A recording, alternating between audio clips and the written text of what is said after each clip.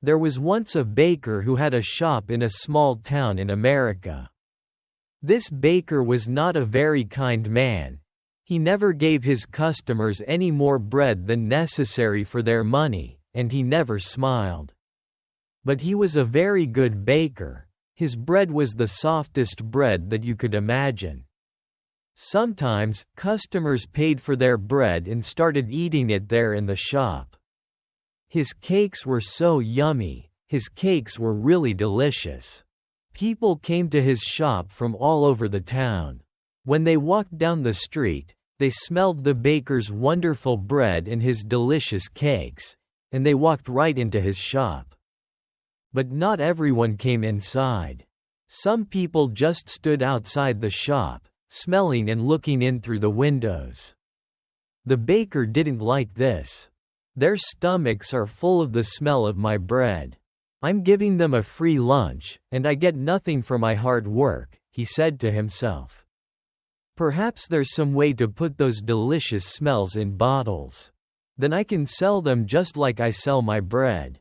One winter morning, very early, the baker was in his shop making bread. He wasn't singing happily while he worked. He was complaining to himself about getting up early, about the cold weather, and about anything that came into his head.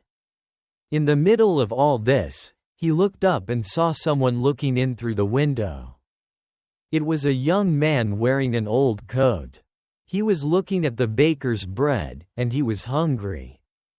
He was smelling the fresh bread and smiling. When the baker saw him, he felt very angry. That thief outside my shop has a stomach full of the smell of my bread.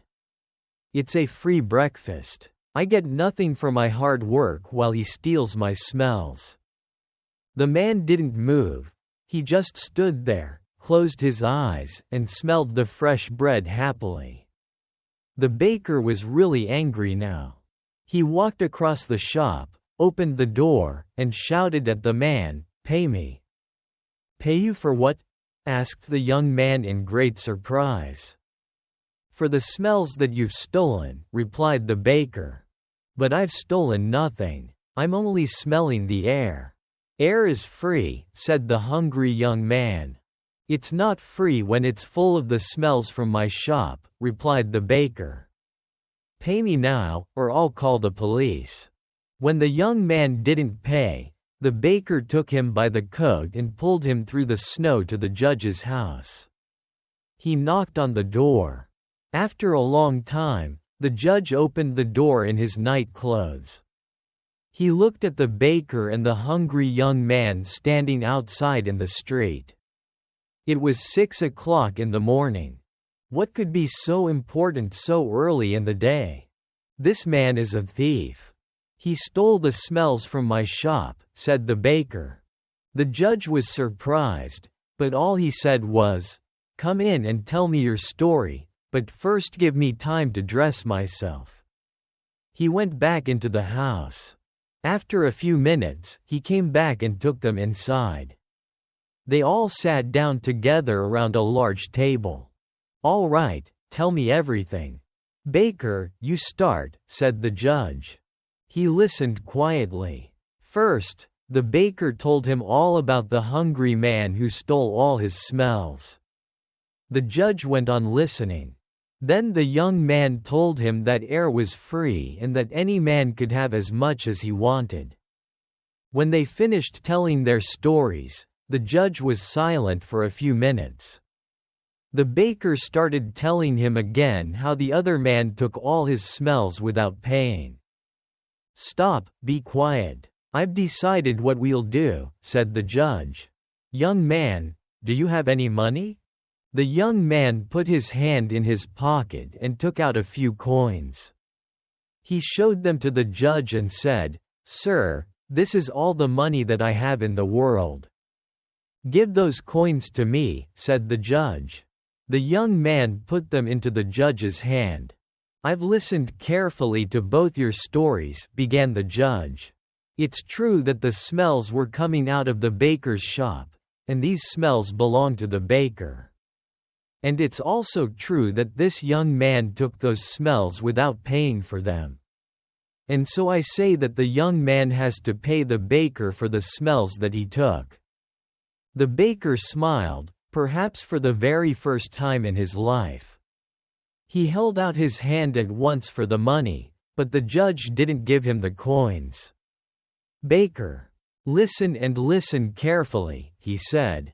He shook the coins in his hands, and they clinked together. "That can pay for the smells," he said to the baker. "Give me my coins, sir," said the baker, not smiling anymore. "No," said the judge. "I've decided that the sound of money is the best way to pay for the smell of bread." With that, he gave the coins back to the poor young man and told him to go home. The baker's miserable character. The baker is portrayed as a very skilled but unkind man. He hoards his pleasant smells, believing they should only be enjoyed by paying customers, and he's never seen smiling. His obsession with profit and his resentment toward those who merely enjoy the scents from outside his shop drive the conflict in the story. The young man in the story is depicted as someone who appreciates life's simple pleasures, like the smell of fresh bread.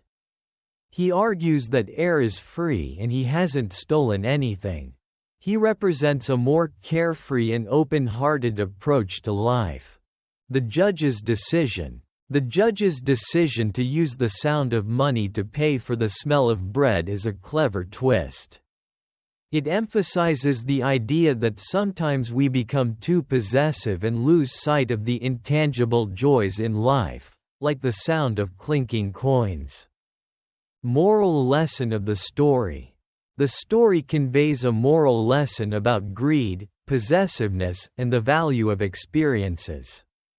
It highlights how we can become so fixated on material gain that we overlook the simple pleasures around us, which can be just as important. Overall, The Thief of Smell is a short and entertaining story that encourages readers to appreciate life's sensory experiences and consider the value of intangible moments of joy. Symbolism of smells. The story uses the sense of smell as a symbolic element. The baker's obsession with guarding his smells represents possessiveness and greed. Meanwhile, the hungry young man represents innocence and the ability to find joy in the small things in life. Ironically, the baker's obsession with profiting from his smells ends up causing him to lose money rather than gain it. His attempt to charge the young man for the smells ultimately backfires when the judge returns the coins to the young man. The judge's wisdom. The judge in the story is portrayed as wise and fair. His decision to use the sound of money to pay for the smell of bread showcases his ability to see beyond material possessions and understand the intangible value of sensory experiences. The story has a light-hearted and humorous tone. Despite the baker's anger and seriousness, the judge's clever resolution adds a touch of humor to the story's message. Commentary on consumerism. The Thief of Smell indirectly comments on consumerism and the idea that some people value profit over all else. It suggests that a more balanced approach to life, one that allows for simple pleasures and shared experiences, can lead to greater happiness.